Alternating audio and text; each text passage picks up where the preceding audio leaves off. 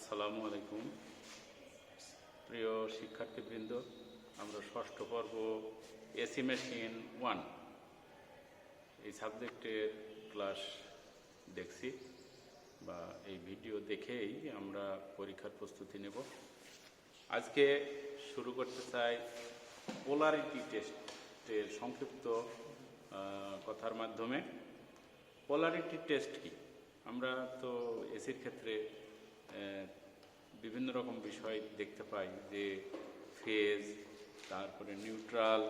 তো polarity test একটা ট্রান্সফরমারের ক্ষেত্রে এই পোলারিটি টেস্টের কিছু কথা আছে। পোলারিটি টেস্ট বলতে আমরা কি বুঝি?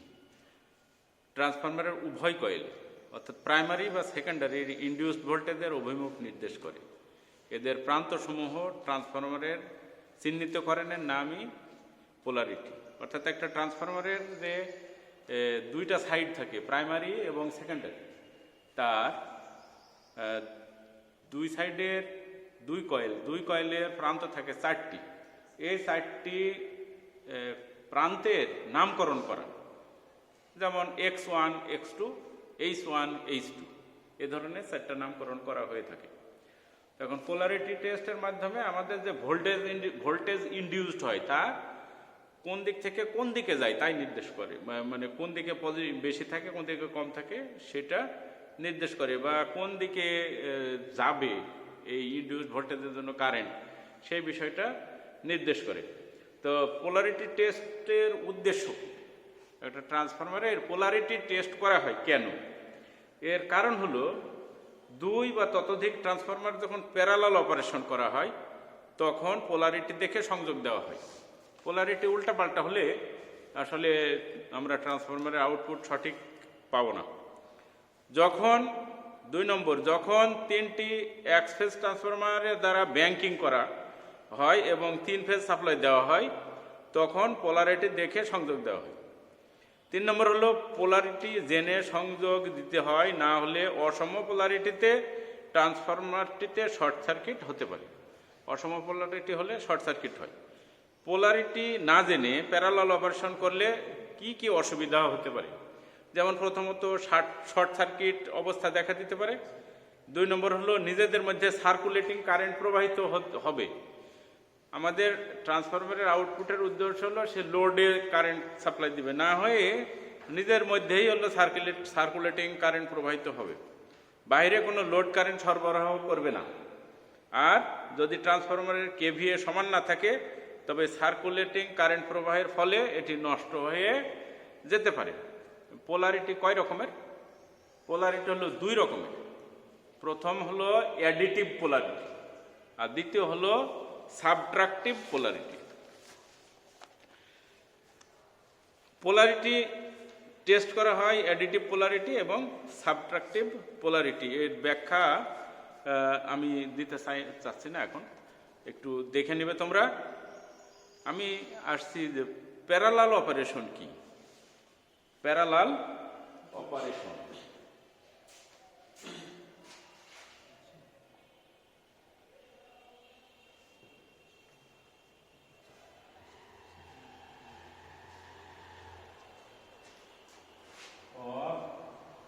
ট্রান্সফরমার্স।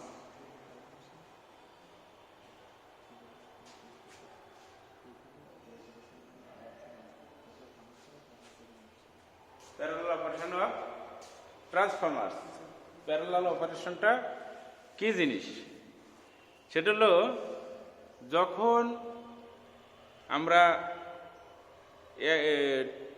লোড সাপ্লাই দিই তখন যে পরিমাণ পাওয়ার আছে এই পাওয়ার যদি একটা ট্রান্সফরমারের পাওয়ারের থেকে বেশি হয় তখন 2টা ট্রান্সফরমার প্যারালালে ব্যবহার করব। যদি 2টাতেও না কভার করে তাহলে 3টা ব্যবহার করব। কিন্তু তখন এইগুলো মানে এই ট্রান্সফরমারগুলিকে অবশ্যই প্যারালালে সংযোগ দিতে হবে। এই প্যারালালে সংযোগ দিয়ে বেশি 2টা ট্রান্সফরমার যখন প্যারালাল অপারেশন করা হয় তখন প্যারালালে ব্যবহার করা হয় তখন প্যারালাল অপারেশন বলা হয়। তো যদি এই অবস্থা হয় তাহলে একটি ট্রান্সফরমার যদি নষ্ট হয়ে যায় অন্যটা দিয়ে পাওয়ার সাপ্লাই রাখা যায়। অর্থাৎ বৈদ্যুতিক ক্ষেত্রে যে পাওয়ার সাপ্লাইয়ের কন্টিনিউয়েশন দরকার, মানে অবিচ্ছিন্ন বিদ্যুৎ প্রবাহ, সেই ক্ষেত্রে সম্ভব হয়। কয়েকটি এক ফেজ ট্রান্সফরমারের সাহায্যে 3 ফেজ সরবরাহ দেওয়ার জন্য প্যারালাল অপারেশন করা হয়। উদ্দেশ্য বলছি আমি, লোড শেয়ার করার নিশ্চয়তার জন্য। 4 নম্বর, একটি ট্রান্সফরমারের রেটেড লোড অপেক্ষা বেশি লোডে পাওয়ার সরবরাহ করার জন্য। রেটেড যার লোড আছে তার থেকে বেশি লোড ট্রান্সফার করার জন্য প্যারালাল অপারেশন করা হয়। প্রত্যেক ট্রান্সফরমারের বিশ্রামের সুবিধা থাকে, মানে একটা অফ রেখে আর একটা চালানো যায়, সেই সুবিধাটা থাকে। 6 নম্বর, চালু অবস্থায় অনেক সময় ট্রান্সফরমারকে রক্ষণাবেক্ষণ ও মেরামত করা হয়। তো যদি মেরামত করার দরকার হয়, মেনটেন্যান্স করার দরকার হয়, 2 বা ততোধিক ট্রান্সফরমার থাকলে তাদের একটিকে বন্ধ করে অন্যটি দিয়ে সরবরাহ অব্যাহত রাখা যায়, আর ট্রান্সফরমারের কর্মক্ষমতা বেশি পাওয়া যায়। তাহলে এই হলো প্যারালাল অপারেশনের উদ্দেশ্য। তাহলে প্যারালাল অপারেশনের কিন্তু কিছু শর্ত আছে এবং খুব ইম্পর্ট্যান্ট এই বিষয়টা। প্যারালাল অপারেশনটা ট্রান্সফরমারের ক্ষেত্রে খুব ইম্পর্ট্যান্ট।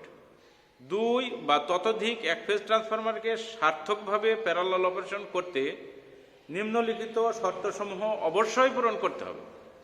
তার 1 নম্বর হলো, সবগুলি ট্রান্সফরমারের হাই সাইড এবং লো সাইডের ভোল্টেজ রেটিং একই হতে হবে। 220/110, 220/110, 220/110, মানে 220 কেভি ভোল্টেজ হতে পারে, কেভি হতে পারে, কিলো ভোল্ট হতে পারে। যে রকমের ভোল্টেজ, 2 পাশের ভোল্টেজ সমান থাকতে হবে রেটিংটা।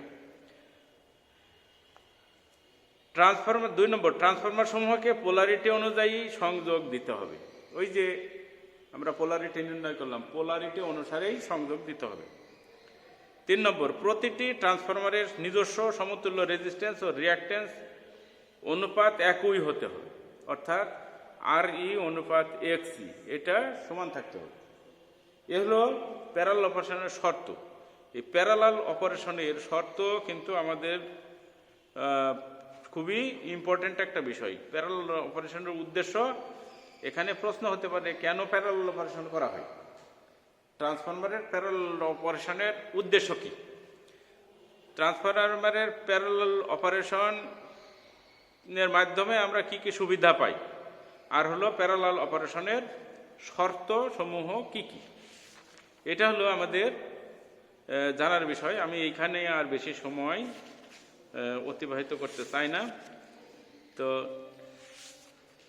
ছোট ছোট বিষয় আছে, ট্রান্সফরমারের রেটেড প্লেটের ভিতর কি কি লেখা থাকে সেগুলি আমরা দেখব। এখন আগে যেগুলো বলা হলো সেটা হলো সিঙ্গেল ফেজ ট্রান্সফরমারের প্যারালাল অপারেশনের কথা বলা হয়েছে। তো ট্রান্সফরমার তো 3 ফেজও হতে পারে। তো ট্রান্সফরমারের 3 ফেজ হতে পারে। 3 ফেজের ক্ষেত্রে সবগুলি ট্রান্সফরমারের হাই সাইড ও লো সাইডের ভোল্টেজ রেটিং একই হতে হবে। এতে অবশ্যই ট্রান্সফরমেশন রেশিও এক হবে। তাহলে ভোল্টেজ রেটিং যেমন হাই সাইড লো সাইডের এক হবে, আর রেটিং এক হতে হবে, আর তাদের ট্রান্সফরমেশন রেশিও তাহলে একই হতে হবে যতগুলি আমরা 3 ফেজ ট্রান্সফরমার প্যারালাল অপারেশন করব তাদের। 2 নম্বর, ট্রান্সফরমার সমূহকে সঠিক পোলারিটি অনুযায়ী অবশ্যই সংযোগ দিতে হবে।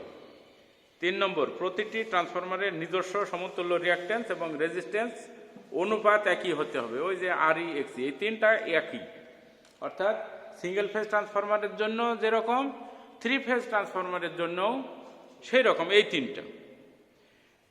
এরপরে 4 নম্বর, প্রতিটি ট্রান্সফরমারের সমতুল্য ইম্পিডেন্স অবশ্যই নিজস্ব কেভিএ রেটিংয়ের সাথে উল্টানুপাতিক থাকতে হবে। 5 নম্বর, প্রাইমারি ও সেকেন্ডারি ভোল্টেজের মধ্যে ফেজ ডিসপ্লেসমেন্ট একই হতে হবে, মানে ফেজ অ্যাঙ্গেল যেটা সেটা কিন্তু এক হতে হবে। তার মানে সব জায়গায় পাওয়ার ফ্যাক্টরের মান সেম থাকতে হবে। 6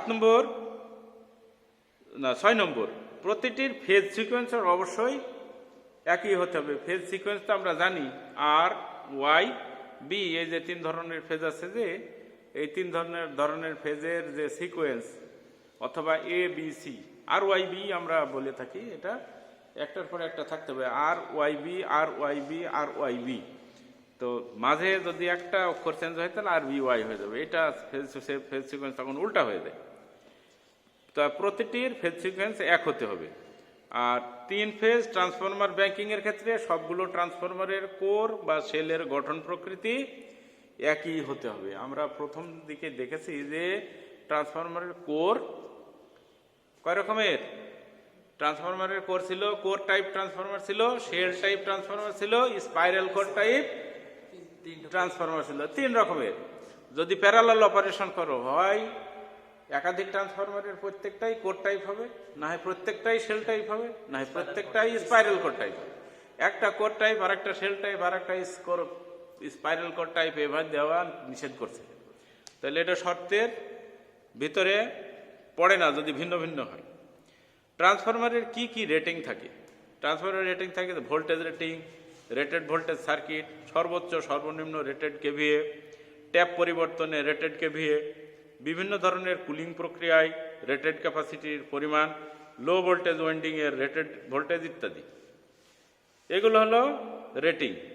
তো ভোল্টেজ রেটিং বিভিন্ন রকমের আছে, যেমন ডিস্ট্রিবিউশন টাইপের ক্ষেত্রে আছে 440 ভোল্ট, 550 ভোল্ট। আমরা তো 440 ভোল্ট 3 ফেজের ক্ষেত্রে সবসময় বলে থাকি, সেখান থেকে 230 ভোল্টে কনভার্ট করি। এখানে ইন্টারন্যাশনাল মান দেওয়া আছে, বাংলাদেশ বাদেও অন্যান্য দেশ যাতে কভার করে সেজন্য এরকম ব্যবস্থা করা আছে। আমরা এই সংক্ষিপ্ত আকারেই পোলারিটি টেস্ট এবং প্যারালাল অপারেশন শেষ করলাম। এরপরেই আছে আমাদের ইন্ডাকশন মোটর। ইন্ডাকশন মোটরে যাওয়ার আগে আমি ছোট ছোট 2-1টা কোশ্চেন করতে চাই।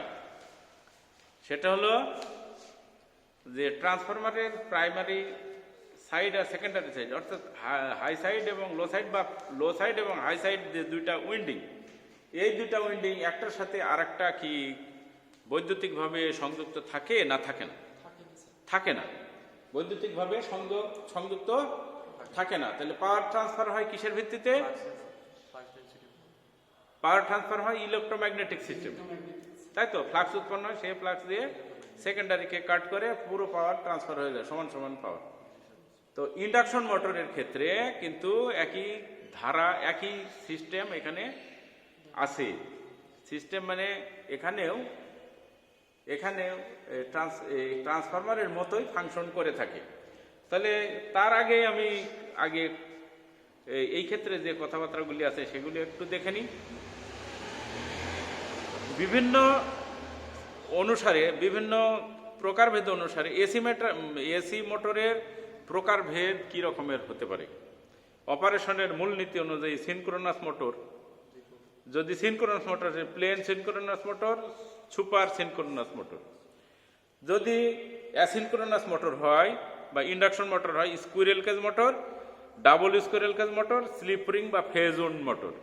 তাহলে ইন্ডাকশন মোটর, দেখো অ্যাসিনক্রোনাস যদিও লেখা আছে, আমরা বহুলভাবে চিনি ইন্ডাকশন মোটরকে। তো ইন্ডাকশন মোটরের 3টা শ্রেণীবিন্যাস আছে। এটা হচ্ছে squirrel cage, double squirrel cage, আর হচ্ছে স্লিপ রিং অথবা ফেজ উইন্ড। কমিউটেটর মোটর যেমন সিরিজের মধ্যে আবার সিঙ্গেল ফেজ এবং ইউনিভার্সাল, কম্পেনসেটেড, কন্ডাক্টলি এবং ইন্ডাকটিভলি, শান্ট, সিঙ্গেল এবং কম্পেনসেটেড, রিপালশন স্ট্রেট এবং compensated, repulsion start induction, repulsion induction. সরবরাহ অনুযায়ী আছে সিঙ্গেল ফেজ, 3 ফেজ।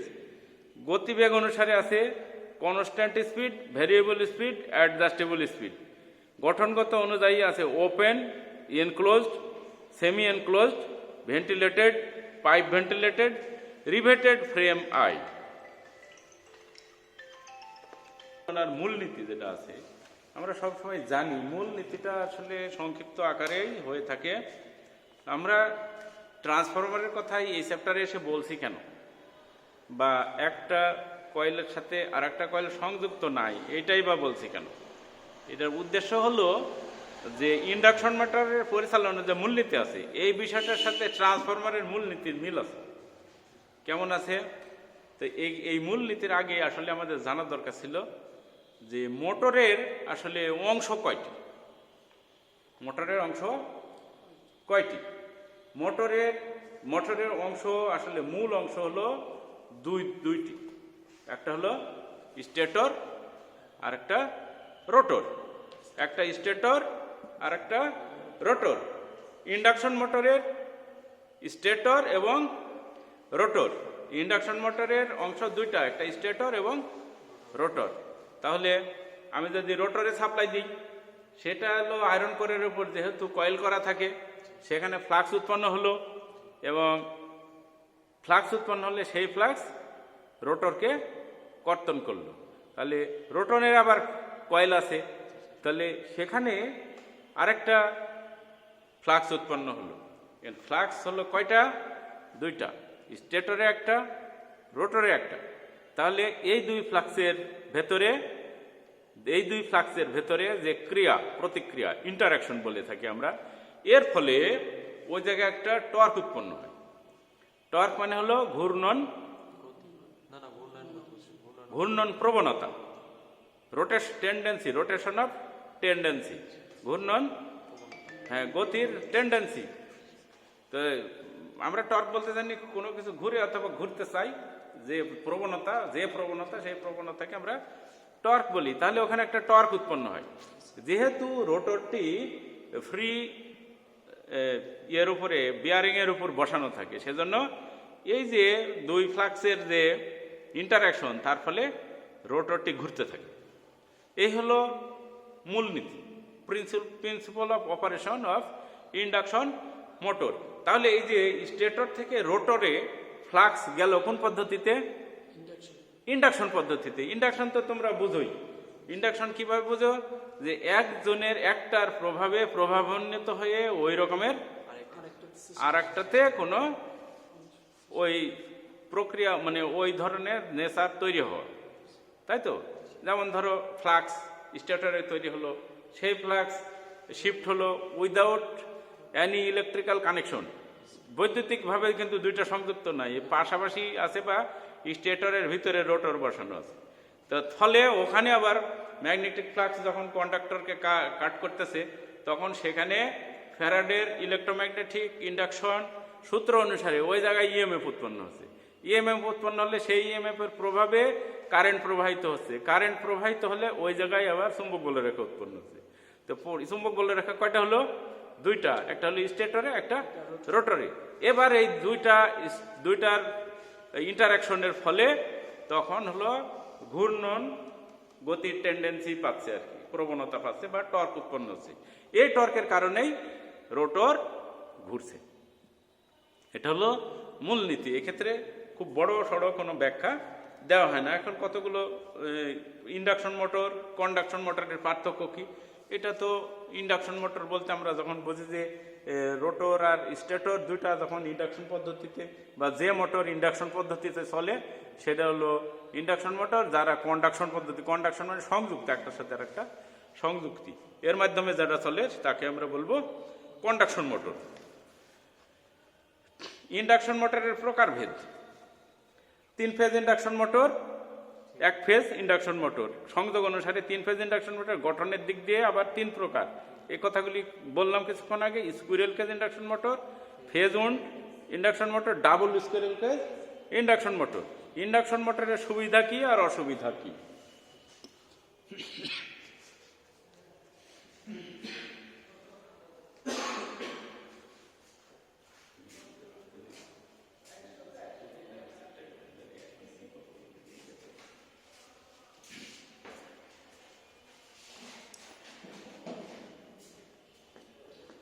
ইন্ডাকশন মোটরের সুবিধা কি? এর মধ্যে যে সুবিধাগুলি আছে, গঠন প্রণালী অতিশয় সহজ ও সরল বলে এটি খুব মজবুত এবং দীর্ঘস্থায়ী হয়। কারণ রোটরে কোনো প্রকার ত্রুটি নেই বললেই চলে, মানে খুব সামান্য ত্রুটি ঘটতে পারে। যে কোনো যন্ত্রপাতিতে ত্রুটি তো হবেই, ত্রুটিমুক্ত হবে না, কিন্তু খুব কম ত্রুটি হয়। এই মোটর তুলনামূলকভাবে দামে সস্তা এবং বেশ বিশ্বস্ত। এর কর্মদক্ষতা বেশি এবং স্বাভাবিক রানিং কন্ডিশনে এতে ব্রাশের কোনো প্রয়োজন হয় না। 4 নম্বর হলো ফ্রিকশনাল লস কম এবং উন্নত পাওয়ার ফ্যাক্টরে ভালো দক্ষতায় কাজ করে। 5 নম্বর এর মেরামত এবং রক্ষণাবেক্ষণ খরচ কম। 6 নম্বর হলো একে স্টার্ট দেওয়া খুবই সহজ। 7 নম্বর হলো এতে কোনো ডিসি এক্সাইটরের প্রয়োজন হয় না। তোমরা ডিসি মেশিনে তো এক্সাইটেশন সম্পর্কে বিস্তারিত পড়েছো, এক্ষেত্রে আর বিস্তারিত বলা হচ্ছে না। অসুবিধা কি আছে? ইন্ডাকশন মোটরের সবই ভালো ভালো দিক, কোনো অসুবিধা কি থাকতে পারে না? প্রচুর সুবিধা থাকলেও এই মোটরের ব্যবহারের প্রধান কিছু অসুবিধা আছে। যেমন এর যে গতিবেগ নিয়ন্ত্রণ, এটা করতে গেলে ওর যে দক্ষতা তা কিছুটা কমে যায়। গতিবেগ স্পিড কন্ট্রোল, মোটরের স্পিড কন্ট্রোল খুব গুরুত্বপূর্ণ একটা বিষয়। বিভিন্ন মেশিনের ক্ষেত্রে যদি এরকমের স্পিড কন্ট্রোল গতিবেগ নিয়ন্ত্রণ করতে যাওয়া হয়, তাহলে সেই ক্ষেত্রে কি করতে হয়, কোনো একটা মেকানিজম যার মধ্যে রেজিস্ট্যান্স আছে, ফলে ওখানে ড্রপ বা পাওয়ার অপচয় ঘটিয়ে দেয়, ফলে আমরা দেখতে পাই যে তার কর্মদক্ষতা কিছুটা কমে যায়। তারপরে ডিসি শান্ট মোটরের মতো লোড বাড়ার সাথে সাথে এর স্পিড কমে যায়। মানে যদি লোড বেশি বাড়তে থাকে এভাবে গ্র্যাজুয়ালি ভাবে লোড যত বাড়তে থাকে স্পিড তত কমতে থাকে। আর এর আর একটা সমস্যা হলো স্টার্টিং টর্ক নিম্নমানের কম হয়। স্টার্টিং টর্কটা কম হয়, অর্থাৎ অতিরিক্ত লোড নিয়ে সে চলতে পারবে না, চালু হবে না। ইন্ডাকশন মোটর কোথায় কোথায় আমরা ব্যবহার করি, এইটা সবাই তোমরা মনে হয় বলতে পারবা। সেটা হলো যে আমরা বেশিরভাগ যে মোটরটি দেখতে পাই সবগুলি আসলে ইন্ডাকশন মোটর, ব্যতিক্রম কিছু কিছু আছে। গৃহস্থলীর কাজে যেমন সেলাই কল, পাখা, রেফ্রিজারেটর, কাপড় কাচার মেশিন, কাপড় কাচার বাংলা লিখছে তো ওয়াশিং মেশিন, এটাই আমরা বেশি চিনি। এটাতে ভিতরে যে মোটর থাকে সেটা ইন্ডাকশন মোটর। মেশিন টুলস পরিচালনা, drill machine, spanner machine, shaper machine, এসবগুলোতে সব হলো induction motor. Lathe machine, milling machine, grinding machine, এগুলো পরিবর্তনের জন্য অশ্বক্ষমতা প্রায় 50 পর্যন্ত হয়ে থাকে, অর্থাৎ 50 হর্স পাওয়ারের মোটর পর্যন্ত ইন্ডাকশন মোটর হয়ে থাকে। পাঞ্চিং এবং শেয়ারিং মেশিন, ওই যে 5 গ্রাম ছিদ্র করা হয় যে মেশিনগুলো দিয়ে, ওগুলো। আর ক্রেন পরিচালনা, লিফট পরিচালনা, ক্রেন তো চিনো নাকি, গাড়ি ঘোড়া বিভিন্ন রকম ট্রেন যখন পড়ে যায় তখন ওকে আর একটা এসে রিলিভার মেশিনের মাধ্যমে উঁচু করে উঠায়, এগুলো ক্রেন। আর লিফট তো এখন চিনানোর দরকার নাই, কারণ কি সবাই এখন চিনে লিফট। হ্যাঁ, সবাই চিনে কি, বড় বড় বিল্ডিং হলে ভিতরে ঢুকে সুইচ টিপলি উপরে নিয়ে যায়, সুইচ টিপলি নিচের নামায় নিয়ে আসে, এই একটা বিশাল সুবিধা সবাই পাচ্ছে। আর হলো বয়ন শিল্প, কোনটা টেক্সটাইল মিল, কাপড় বোনা হয় না যেসব মেশিনে, সেই ক্ষেত্রে যে মোটর আছে সেটা ইন্ডাকশন মোটর। খনির কাজ পরিচালনার জন্য ইন্ডাকশন মোটর। খনিতে কি জন্যে? স্বাভাবিকভাবে খনিতে কিন্তু অনেক গভীরে চলে যায়, খনিতে কাজ করতে গেলে অনেক গভীরে যায়, তো গভীরে নামবে কিভাবে? লিফটের মাধ্যমে। বিভিন্ন ক্রেন আছে, পরিচালনা হবে কিভাবে? এই ইন্ডাকশন মোটরের মাধ্যমে। সেজন্য বলছে যে খনিতে ব্যাপকভাবে ব্যবহার করা হয়। 3 ফেজ ইন্ডাকশন মোটরের বিভিন্ন অংশ, যে কথাটি সবার আগে হওয়ার দরকার ছিল, আমার মতে যাই হোক দেরিতে হলেও হয়েছে। এটা হলো যে একটা ইন্ডাকশন মোটরের কি কি অংশ থাকতে পারে। যেমন ফ্রেম থাকতে পারে, ফ্রেম উপরে যে খাঁজ কাটা অংশ দেখতে পাই না, সবটাই খাঁজ কাটা নেই, কোনোটা প্লেনও আছে। এই যে আমাদের ইয়েতে ইএমএস ল্যাবে দেখো, ওইখানে কতগুলো প্লেন আছে, সেটাও কিন্তু ইন্ডাকশন মোটর। আবার বেশিরভাগ আমরা ধান কল, চাল কলে যে মোটরগুলো দেখি, তারপরে হলো বড় বড় সেচ পাম্প চালায় যে মোটরগুলো দেখি, সেই মোটরগুলিতে আবার দেখা যায় খাঁজ কাটা আছে, বিট কাটা আছে। ওইগুলো, ওই যে বিট যে অংশটা, ওইটা হলো ফ্রেম। আর তার মধ্যে কয়েল থাকে, ওর গা বরাবর কয়েল খুললেই দেখি গা বরাবর কয়েল, ওইটা হলো স্টেটর। আর ভিতরে একটা মোসাকার সিলিন্ড্রিক্যাল আকৃতির জিনিস থাকে, যেটার নাম হলো রোটর। আর ওই রোটরের মধ্যে দিয়ে রোটরকে ধারণ করার জন্য মোটা একটা মোটা রড থাকে, যেটাকে আমরা শ্যাফট বলি। বড় বড় এই যে শ্যাফট অথবা আর্মেচার বা রোটর, এটা যে ঘুরতে হবে ফ্রিলি, ঘুরতে হলে বল বিয়ারিং দরকার হবে না, সেজন্যে ওইটাকে আমরা একটা বিয়ারিং এর মধ্যে সেট করি, যাতে ফ্রিকশন লস কম হয়, তাই তো? ফ্রিকশন লস কম হয়। তারপরে ধরো ওই মোটর তো ঘুরলে সেই ক্ষেত্রে বিভিন্ন লস হয় না? আয়রন লস হয়, কোর লস হয়, কপার লস হয়, তারপরে ভিতরে উইন্ডোজ অ্যান্ড ফ্রিকশন লস হয়। এই লস হলেই কি হবে? হিট উৎপন্ন হবে, তাপ উৎপন্ন হবে। তাহলে এই তাপ উৎপন্ন হওয়ার পরে তাপ কিসে এই তাপ লসটা তাপ শক্তিতে রূপান্তর হবে, তাপ উৎপন্ন করবে। তাহলে এভাবে তাপ উৎপন্ন করলে যে অসুবিধাগুলি আছে ট্রান্সফরমারের ক্ষেত্রেও আমরা দেখেছি। তাহলে কি হবে? তাপ উৎপন্ন হলে কর্মদক্ষতা কমার আগেই ওর যে যন্ত্রপাতি আছে সেগুলো খুব গরম হয়ে যাবে। গরম হইলে তার ইনসুলেশন নষ্ট হয়ে যাবে। হ্যাঁ, ক্ষয়ের থেকে ইনসুলেশনগুলো পুড়ে গেলে নষ্ট হয়ে শর্ট সার্কিট হতে পারে। এটা দূর করার জন্য ফ্যান সেট করে দেওয়া হয়, যে কুলিং ফ্যান বলা হয়। যেহেতু ঠান্ডা করা বাতাস দিয়ে তো সব কিছু ঠান্ডা করা যায়। যেমন যদি কোনো জায়গায় কিছু আগুন জ্বলে, বাতাস দিলে আগুনের নিভে যাবে, অথবা যেখানে গরম আছে বাতাস দিতে থাকলে হিট মানে তাড়াই অন্য জায়গায় নিয়ে যাবে, এসবগুলি। তো টার্মিনাল বক্স কি? টার্মিনাল বক্সে মোটরের যে সংযোগ দেওয়া হয়, সংযোগটা বের করে একটা বক্সের মধ্যে নিয়ে আসা হয়। ইনপুট আউটপুট, হ্যাঁ, 3টা ইনপুট থাকে, 3টা আউটপুট থাকে 3 ফেজ সিস্টেমের ক্ষেত্রে। তাহলে এই যে 6টা পয়েন্ট বের করে নেওয়া হয়, তাহলে 6টা মাথা 3 কয়েলের, সেটা ক্ষেত্রে আমরা টার্মিনাল বলি। এটা একটা বক্সের মধ্যে করা থাকে, ঢোকানো থাকে, সেটাকে আমরা বলছি টার্মিনাল বক্স। কি বলছি? Terminal box. ইন্ডাকশন মোটরের স্টেটরের গঠন এটা আমরা তো দেখেছি, বললাম যে গায়ে থাকে খাস কাটা থাকে, তার মধ্যে উইন্ডিং থাকে।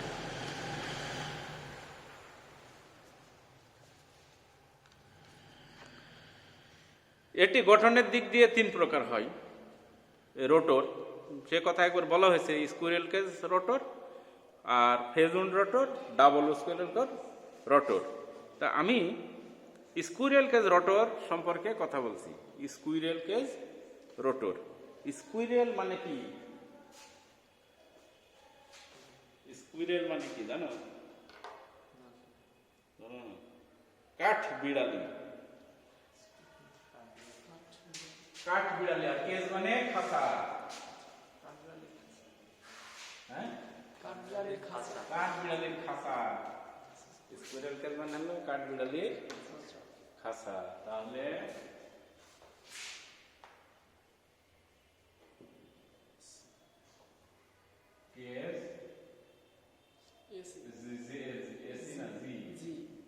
Cage induction motor.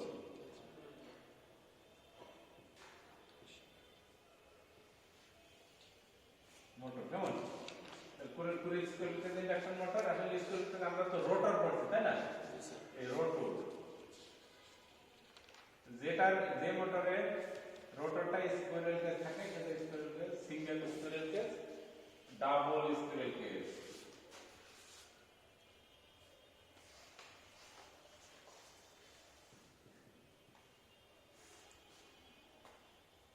Double squirrel cage 3 নম্বর হলো ফেজ উইন্ড অথবা স্লিপ রিং। ফেজ উইন্ড আর স্লিপ রিং। প্রত্যেক ক্ষেত্রে আমরা রোটর শব্দ ব্যবহার করবো, তাই তো? রোটর। তাহলে স্কুইরেল কেজ বললাম যে কাঠ বিড়ালির খাঁচার অংশ। সেটা কিরকম? এই যে এরকম গোল থাকবে, তো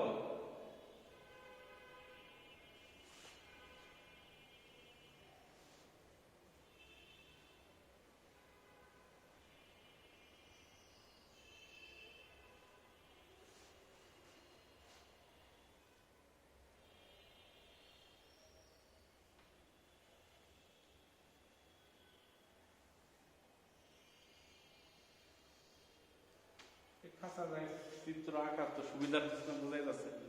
তো এটা খাঁচা কি, 2 পাশে 2টা রিং থাকবে, আর অ্যালুমিনিয়াম বা তামার বার তার দিয়ে 2টাতে সংযোগ করে দেওয়া হবে। এ হলো রোটরের মানে রোটরের গঠন এটা বেশ শক্তিশালী, খুব সরল, সহজ সরল, মানে সহজ, কোনো উইন্ডিং পেঁচানো, তার পেঁচানো এই ধরনের না। হ্যাঁ, যখন তার পেঁচানো হয় তখন ফেজুন বলে বা স্লিপ রিং বলে। আর স্কুইরেল কেজ এভাবে প্রায় ঢালাই দিয়ে তৈরি করা হয়।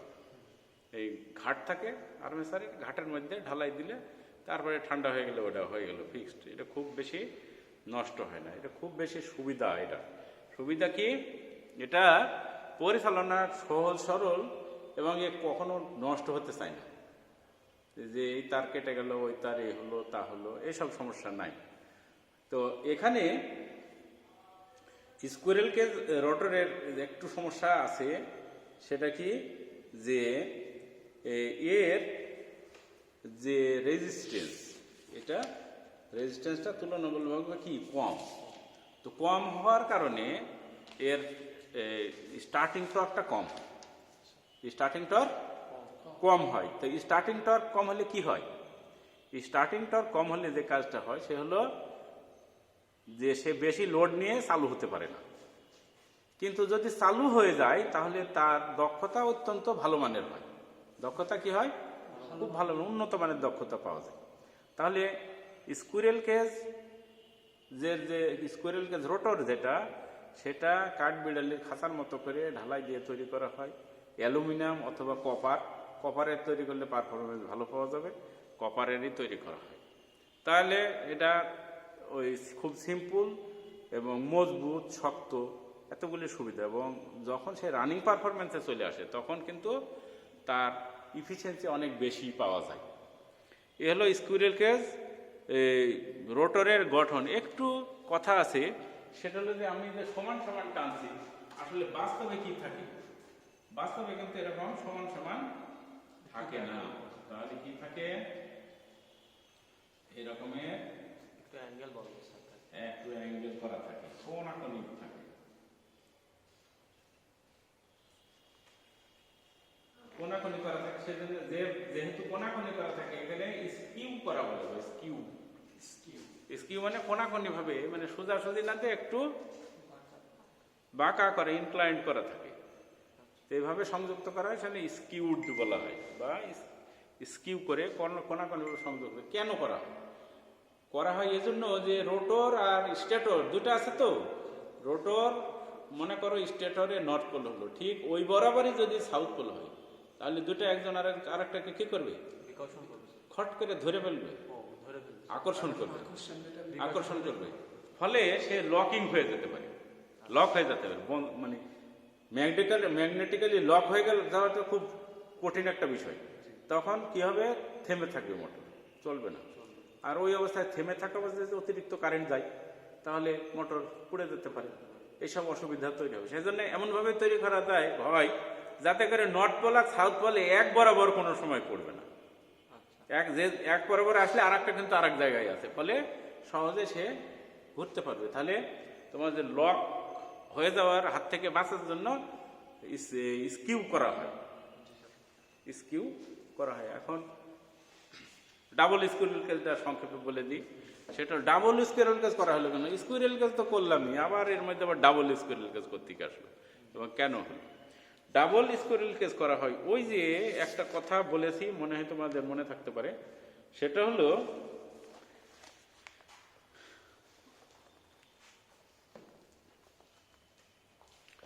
তাহলে ডাবল স্কুইরেল কেজের, আমি স্কুইরেল কেজের ক্ষেত্রে কি বললাম, যে স্টার্টিং টর্ক খুব কম, তাহলে এটা একটা অসুবিধা। তো স্টার্টিং টর্ক কম, রানিং পারফরমেন্স খুব ভালো। অন্য দিকের কথা তো আমি এখনো বলিনি। তো আমরা কিভাবে স্টার্টিং টর্কটা বাড়াতে পারি, স্টার্টিং টর্ক বাড়ানোর শুধু একটাই কাজ আছে, একটাই পদ্ধতি আছে, কি, রেজিস্ট্যান্স বাড়িয়ে দিতে হবে, রোটরের রেজিস্ট্যান্স বাড়িয়ে দিতে হবে। কিভাবে বাড়াবো, আমরা দুইটা কেজ ব্যবহার করব।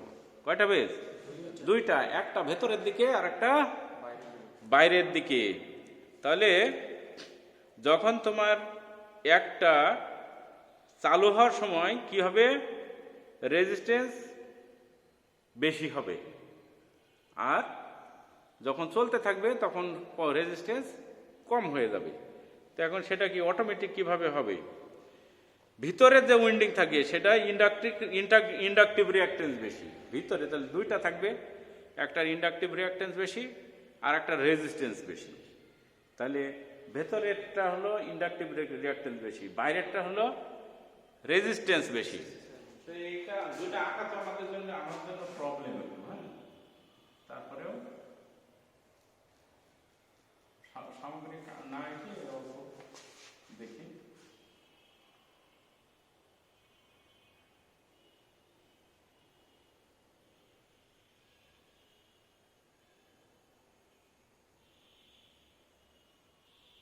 এই তো, এটা কি, এটা হলো ভিতরেরটা, দেখে বোঝা যাচ্ছে তাই না?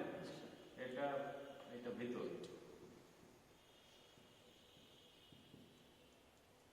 এটা ভিতর, আর এটা হলো বাইরে।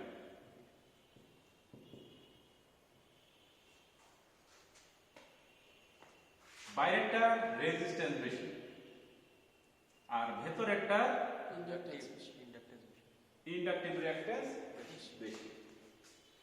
যখন যখন তোমাকে চালু করতে হবে তখন কি লাগবে বেশি? রেজিস্ট্যান্স বেশি লাগবে। আর যখন চালু হয়ে যাবে তখন কি লাগবে বেশি? মানে আমার ইন্ডাকটিভ রিঅ্যাকট্যান্স বলে কথা না, আমার ইম্পিডেন্সটা হ্যাঁ বেশি লাগবে, বেশি না কম লাগবে, কম লাগবে।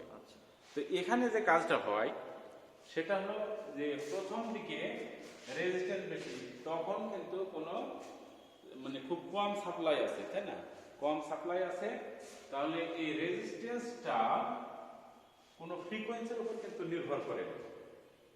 রেজিস্ট্যান্স ফ্রিকোয়েন্সির উপর নির্ভর করে না। ভেতরে যেটা আছে এটা আবার ইন্ডাকটিভ রিঅ্যাকট্যান্স বলছে, তার মানে কয়েল, তার মানে কি কয়েল, তাহলে একটা খাঁচা আর একটা কিন্তু কয়েল। কয়েলের অবস্থা কি? কয়েল হলো আমার যদি এক্সএল হয় ইন্ডাকটিভ রিঅ্যাকট্যান্স, তাহলে টুয়াইস পাই এফ এল। তাহলে এই যে যখন ঘোরা শুরু করে তখন তো সে ফ্রিকোয়েন্সি বেশি হয়ে যায় তাই না? বেশি হলে তখন এই জেড সমান আমরা কি জানি? জেড সমান যাবে আর প্লাস জে এক্সএল, আর প্লাস জে এক্সএল, অর্থাৎ দুটা অংশ। একটা প্রথম যখন সে চালু হবে তখন দেখো দুইটা প্যারালালি, মানে দুইটা যদি প্যারালালি আছে রেজিস্ট্যান্স বেশি নিয়ে চালু হবে। আর যখন সে চলতে শুরু করবে তখন তাহলে সেই ক্ষেত্রে কি হবে? রেজিস্ট্যান্স ইন্ডাকটিভ রিঅ্যাকট্যান্সের তুলনায় কম হয়ে যাবে, কারণ ফ্রিকোয়েন্সি ওই ক্ষেত্রে অনেক বেশি, তাহলে এক্সএল এর মান অনেক বেশি হয়ে যাবে। তাহলে তখন যখন চালু হবে তখন আর বেশি, এক্সএল কম, আর যখন ঘুরতে শুরু করবে তখন এক্সএল বেশি আর রেজিস্ট্যান্স কম। ফলে রেজিস্ট্যান্স কম, এক্সএল বেশি। আমরা জানি যে ইন্ডাকটেন্স এবং ক্যাপাসিটেন্সে কি হয় না? পাওয়ার অপচয় হয় না। তো পাওয়ার অপচয় যদি না হয় তাহলে সেই ক্ষেত্রে ইফিসিয়েন্সি তো বেশি হবে। পাওয়ার অপচয় যদি না হয় তাহলে ইফিসিয়েন্সি বেশি হবে। তো রেজিস্ট্যান্স চালুর বেলায় সম্মিলিত রেজিস্ট্যান্স বেশি ছিল, তখন ভেতরের কয়েলটা কাজ করছিল, আর রেজিস্ট্যান্সটা তার তুলনায় নগণ্য ছিল। তাহলে যখন চালু হয়ে গেল এবং কারেন্ট প্রবাহ শুরু হয়ে গেল, ফ্রিকোয়েন্সি পেল, সেই সময় এক্সএল এর মান বেশি হয়ে গেল, রেজিস্ট্যান্স তখন কম হলো। দুইটাই প্যারালালি লাগানো থাকে, বাট ইফেক্ট আমরা শুরুতে রেজিস্ট্যান্স বেশি পাই, আর যখন চালু হয়ে যায় তখন কম হয়ে যায়, রেজিস্ট্যান্স কম হয়ে যায়। রেজিস্ট্যান্স কম হলে তখন লসটা কম হয়, লস কম হলে, পাওয়ার লস কম হলে এফিসিয়েন্সি বেশি থাকে। আমরা দুইটা উদ্দেশ্য। এখন হলো এখানে ডাবল স্পিরাল করার ফলে কি কি পেলাম সুবিধা? স্টার্টিং টর্ক হাই হলো, যেটা প্রবলেম ছিল তাই না?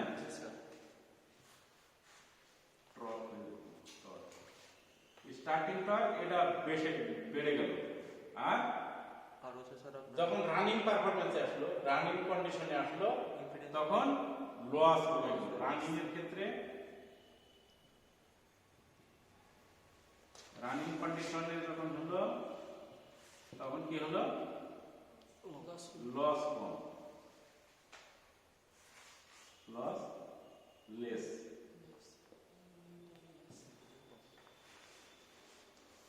সেজন্য দুইটা ব্যবহার করা হয়। দুইটা ব্যবহার করলে যেমন স্টার্টিং টর্ক বেশি, তেমনি রানিং পারফরমেন্সও বেশি। তো এখন আসো আমরা ফেজ উন্ডের বেলায় কি করব। ফেজ উন্ডের ভিতরে বেলায় রোটরকে উইন্ডিং করা হবে তার দিয়ে। রোটরকে কি করা হবে? উইন্ডিং করা হবে। তাহলে রোটরকে উইন্ডিং করা হবে, আর স্টেটর তো উইন্ডিং করাই হবেই আগে থেকে। তাহলে যখন উইন্ডিং করা হবে তখন তার দিয়ে যখন উইন্ডিং করা হবে তখন কিন্তু রেজিস্ট্যান্সের মান বেশি হবে, রেজিস্ট্যান্সের মান বেশি হবে। ফলে এর স্টার্টিং টর্ক বেশি পাওয়া যাবে। কি পাওয়া যাবে? স্টার্টিং টর্ক বেশি পাওয়া যাবে। স্টার্টিং টর্ক বেশি।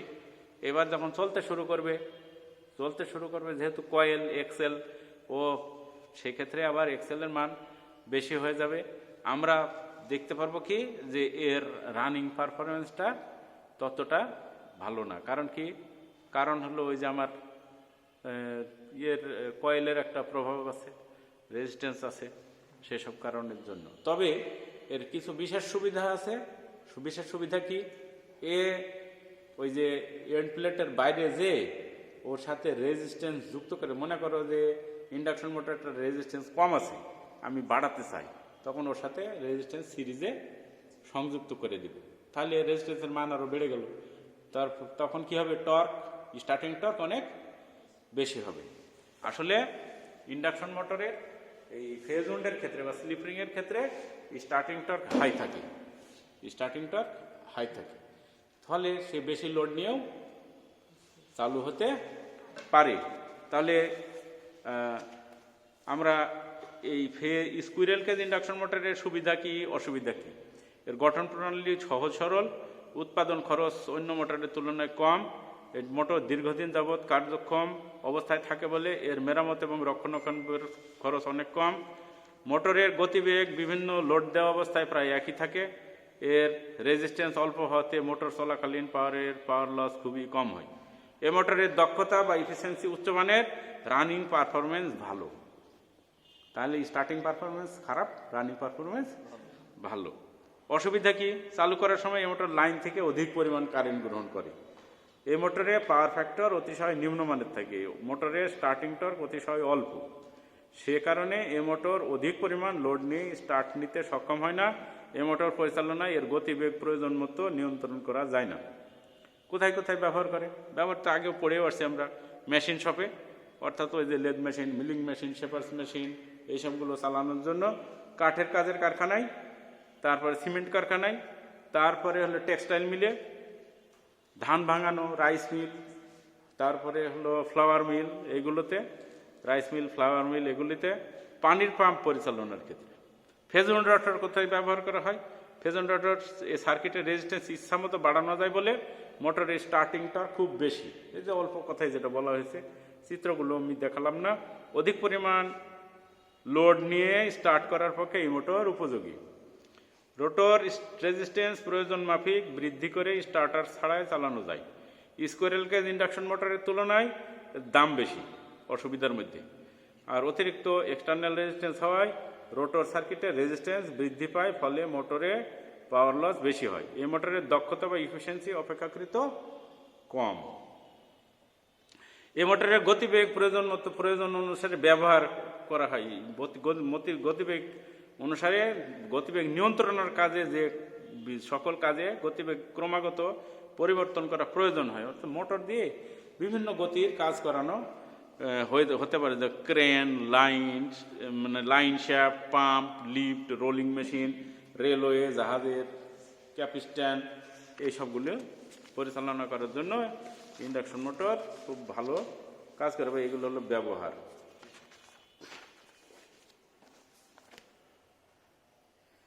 তাহলে আমরা এই সাথে সাথে পড়বো কি, এই স্কুইরেল কেজ মোটর আর ওই ফেজ উইন্ড রোটরের মধ্যে পার্থক্য। স্কুইরেল কেজ রোটর বার স্কিউ করার উদ্দেশ্য কি সে কথা বলেছি। হ্যাঁ, এ কথা বলেছি। ছোট্ট একটা কথার মাধ্যম দিয়ে আমরা শেষের দিকে যাব। সেটা হলো যে স্লিপ কাকে বলে, মোটরে ইন্ডাকশন মোটরের স্লিপ কি? খালি বলি স্লিপটা বলে শেষ করি, পরেরটা ইম্পর্টেন্ট। স্লিপ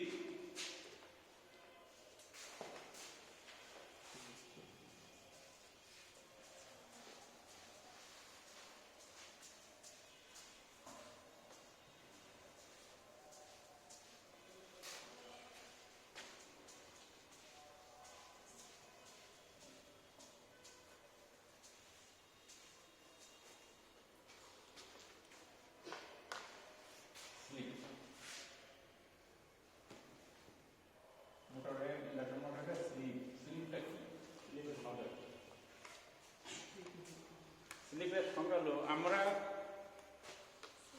স্পিড, মোটরের যে স্পিড, সেই স্পিডকে যদি সিনক্রোনাস স্পিড একটা আছে, সিনক্রোনাস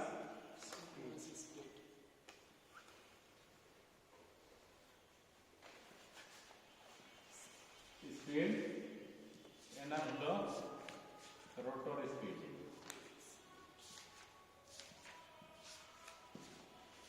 তাই তো? তাহলে আসলে কোন কোন বইতে বলা হচ্ছে যে সিনক্রোনাস স্পিড আর রোটর স্পিডের যে পার্থক্য তাকে স্লিপ বলা হয়। ঠিক আছে? আসলে আমরা তা না বলে আর একটু চেঞ্জ করে আমরা বলবো, সেটা কি যে স্লিপ হচ্ছে সিনক্রোনাস স্পিড এবং রোটর স্পিডের পার্থক্য ভাগ সিনক্রোনাস স্পিড। এটা ফ্র্যাকশনাল হতে পারে, আবার পার্সেন্টেজও হতে পারে। ফ্র্যাকশনাল যেটা বেরোবে তাকে 100 দিয়ে গুণ করা হবে। আসলে সিনক্রোনাস স্পিড আমরা জানি যে 3 ফেজ রোটেটিং ম্যাগনেটিক ফ্লাক্সের যে স্পিড, সেটা সিনক্রোনাস স্পিড। তো আমার রোটর ঘূর্ণনের সময় তো তার তুলনায় একটু স্লাইটলি হলেও কম ঘূর্ণন প্রাপ্ত হয়। তাহলে দুটার মধ্যে একটা পার্থক্য থাকবে। এটা পার্থক্যটা যত কম থাকে তত ভালো। তারপরেও এনএস বা সিনক্রোনাস স্পিডের সাথে রোটর স্পিডের পার্থক্য যেটা পাওয়া যাবে তাকে সিনক্রোনাস স্পিড দিয়ে যদি আমি ভাগ করি, তাহলে যে মানটা পাওয়া যাবে সেটা হলো স্লিপ। এই স্লিপ শতকরায় যখন হবে তখন এখানে 100 দিয়ে গুণ হবে, 100 দিয়ে গুণ হবে। এর মান যত কম হবে তত ভালো।